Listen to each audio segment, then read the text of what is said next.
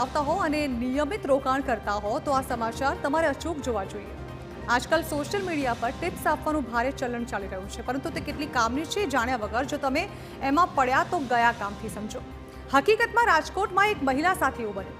આ મહિલા social media પરથી શેર બજારમાં રોકાણની ટિપ્સ લેવા ગઈ, પણ પૈસા તો કમાવાનું દૂર, ઉપરથી 55 લાખ રૂપિયા જતા રહ્યા।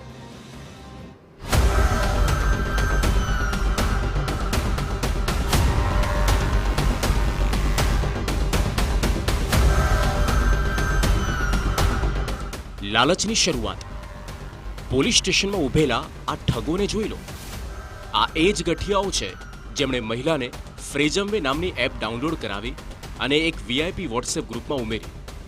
પહેલા નાનું વળતર બતાવીને ભરોસો જીત્યો। 1,98,000 રૂપિયા મળ્યા, પણ પછી 55 લાખ રોકાણ કર્યું અને બધું ગાયબ।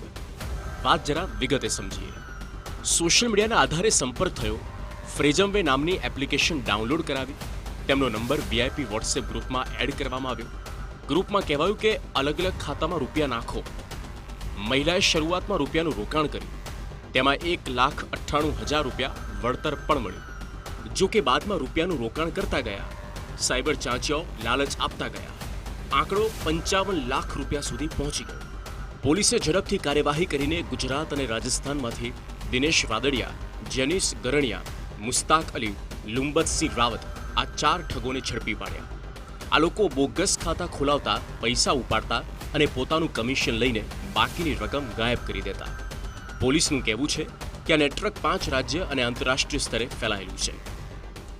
રાજકોટ શહેરમાં 2024માં બેલાબેન સુરેશચંદ્ર વૈદ નામના એક ફરિયાદી સાથે શેર બજારમાં ફ્રેગમે એન્ડ્રોઈડ એપ્લિકેશન ડાઉનલોડ કરાવીને શેર બજારમાં સ્ટોક અને આઈપીઓમાં રોકાણ કરવાના બહાને વિશ્વાસમાં લઈને અલગ અલગ 55 લાખ જેટલી કુલ રકમ તેમની પાસેથી જમા કરાવડાવીને છેતરપિંડી આચરેલી હતી। આ બાબતે 2024માં ગુનો દાખલ થયેલો હતો અને આ બાબતે સિનિયર અધિકારીશ્રીના માર્ગદર્શનમાં કુલ 4 આરોપીઓને અટક કરવામાં આવેલા છે, જેમાં 2 આરોપીઓ રાજસ્થાનના છે। આવા કેસ ગુજરાતમાં નવા નથી। આ પહેલા પણ ઠગો લોકોને છેતરી ચૂક્યા છે। ફેબ્રુઆરી 2025 અમદાવાદમાં ડોક્ટરે મેટ્રોમોનિયલ સાઇટ પર 10 લાખ ગુમાવ્યા। જાન્યુઆરી 2025 સુરતમાં વૃદ્ધ દંપતીએ ડિજિટલ અરેસ્ટમાં 25 લાખ ગુમાવ્યા। જામનગરમાં એક દંપતીએ ઓનલાઈન ઇન્વેસ્ટમેન્ટ સ્કીમમાં ફસાઈને 1,12 લાખ રૂપિયા ગુમાવ્યા। અમદાવાદમાં કેનેડિયન ઈ કોમર્સ કંપનીની નકલી વેબસાઇટ પર 16,34,000 ગુમાવ્યા। સુરતમાં 75 વર્ષના શિપ કેપ્ટન પાસે નકલી ટ્રેડિંગ એપ દ્વારા 22 ટ્રાન્ઝેક્શન કરી 1,60 લાખ રૂપિયા ખંખેર્યા। આ ઘટનાઓ બતાવે છે કે સાયબર ઠગો હવે દરેક ઉંમરના લોકોને દરેક રીતે ટાર્ગેટ કરે છે। આ ઠગોની ચાલાકી સમજવી જરૂરી છે। ત્યારે એ જાણી લઈએ કે શું છે આ ઠગાઈનો રોડમેપ। સ્ટેપ 1, સોશિયલ મીડિયા પર સંપર્ક। સ્ટેપ 2, બોગસ એપ ડાઉનલોડ કરાવી। સ્ટેપ 3, નાનું વળતર આપી ભરોસો જીતવો। સ્ટેપ 4, મોટી રકમ રોકાણ કરાવી ગાયબ। પોલીસ કહે છે આ રમતમાં આંતરરાષ્ટ્રીય ગેંગ પણ સામેલ હોઈ શકે છે। આ આરોપીઓ સાયબર ફ્રોડ આચરવા માટે પોતાના બેંક એકાઉન્ટ ખોલાવતા હતા અને સાયબર ફ્રોડની જે રકમ આ આરોપીઓના એકાઉન્ટમાં જમા થતી હતી અને એકાઉન્ટમાંથી પૈસા વિડ્રોલ કરાવીને પોતાનું કમિશન રાખીને અન્ય વ્યક્તિઓને આપતા હતા। સર, જે મહિલા છે તે આ જે ફ્રોડ કરનાર લોકો છે એના સંપર્કમાં કઈ રીતે આવી હતી? સોશિયલ મીડિયા ફેસબુકમાં મહિલાને એક એડ ધ્યાને આવતી હતી અને એડમાં ક્લિક કરતાં આગળ એમને એક વોટ્સએપ ગ્રુપ વીઆઈપી નામનું વોટ્સએપ ગ્રુપમાં એડ કરવામાં આવી હતી, જેમાં આવા અલગ અલગ ઘણા નંબરો હતા અને એમાં ઇન્વેસ્ટમેન્ટ લગત ટિપ્સ આપવામાં આવતી હતી। આ મારફતે મહિલાને એક અલગથી વોટ્સએપ ગ્રુપમાં એડ કરીને તેમની પાસે ઇન્વેસ્ટમેન્ટ કરાવ્યું હતું। આ તો ફક્ત તમને દેખાતા કેસ છે, બાકી તો કુલ આંકડો જુઓ તો ચોંકી જવાય। ભારતમાં 2023માં સાયબર ફ્રોડના 1,12,000થી વધુ કેસ નોંધાયા। સાયબર ફ્રોડના કેસમાં ગુજરાત 3જા નંબરે, મતલબ કે 13 ફ્રોડ પ્રતિ કલાક। ભારતમાં 2022થી ડિજિટલ અરેસ્ટના 2,40,000 કેસ। ડિજિટલ અરેસ્ટમાં કુલ 2,576 કરોડ રૂપિયાની લૂંટ થઈ। પોલીસે હાલ તો 4 શખ્સોને પકડ્યા છે, પણ આ નેટવર્કના મૂળ સુધી પહોંચવાનું હજુ બાકી છે। પોલીસે લોકોને સાવચેત રહેવા અપીલ કરી છે। એટલે જ હવે પછી શેર બજારમાં પૈસા નાખતા પહેલા 2 વાર વિચાર કરજો અને લાલચમાં રહીને નહીં, સમજણથી રોકાણ કરજો. મોહિત ભટ્ટ, TV9 રાજકોટ. તો જેમ જેમ આપણે ડિજિટલ યુગ તરફ આગળ વધતા જઈ રહ્યા છીએ તેમ તેમ મોટા મોટા પડકારો પણ આપણે ઝીલી રહ્યા છીએ અને તેમાંથી જ એક છે તે છે સાયબર ફ્રોડ.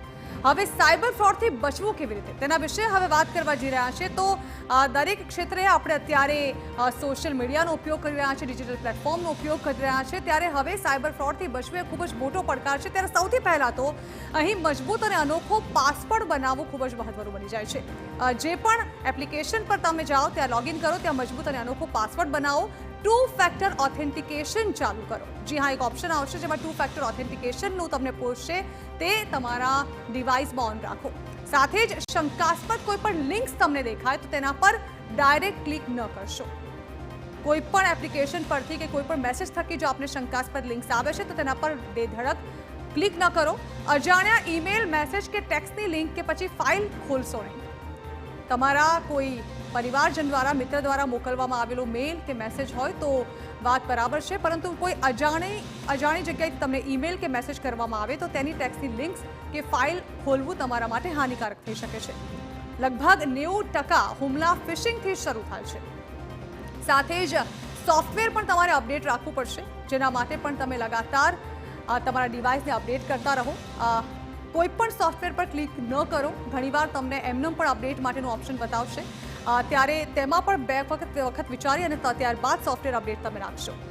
સાથે જ નામ, બેંક ડિટેલ્સ કે પછી પિન જેવી માહિતી ચેક કર્યા વગર ન આપો. કોઈ પણ ફ્રોડ કોલ હોય, કોઈ પણ ફ્રોડ એપ્લિકેશન હોય, કોઈ પણ એવો મેસેજ હોય જે અનનોન હોય તો તેના પર નામ, બેંક ડિટેલ્સ કે પછી પિન જેવી માહિતી ચેક કર્યા વગર નથી આપવાની. સાથે જ અન્ય એક ફેક્ટર છે એન્ટીવાયરસ અને ફાયરવોલ વાપરો, જેના થકી તમે આ પ્રકારની કૂકીઝથી બચીને રહી શકો છો, જે તમારા ડિવાઇસમાં કોઈ વાયરસ અટેક નહીં કરે. જેના માટે એન્ટીવાયરસ અને ફાયરવોલ વાપરવાની એક સૂચના પણ આપવામાં આવે છે લગાતાર સાયબર ક્રાઇમ દ્વારા. બીજું કે ફ્રી વાઈફાઈ, પબ્લિક વાઈફાઈ પર સાવધાની રાખો. કોઈ પણ જગ્યાએ જો તમને વાઈફાઈ કનેક્ટ કરવાનું ઓપ્શન બતાવે છે તો તમે તેના પર વિચાર કર્યા બાદ જ તે પબ્લિક વાઈફાઈ યુઝ કરો. બની શકે તો પોતાના ફોનનું કે પોતાના ડિવાઇસનું નેટ જ યુઝ કરવાનો આગ્રહ રાખો, પરંતુ જરૂર પડે તો પણ ખાસ પબ્લિક વાઈફાઈ સાવચેતીથી રાખો. સાથે જ ડેટાનું બેકઅપ રાખો. સંવેદનશીલ ડોક્યુમેન્ટ્સ નષ્ટ કરી દો.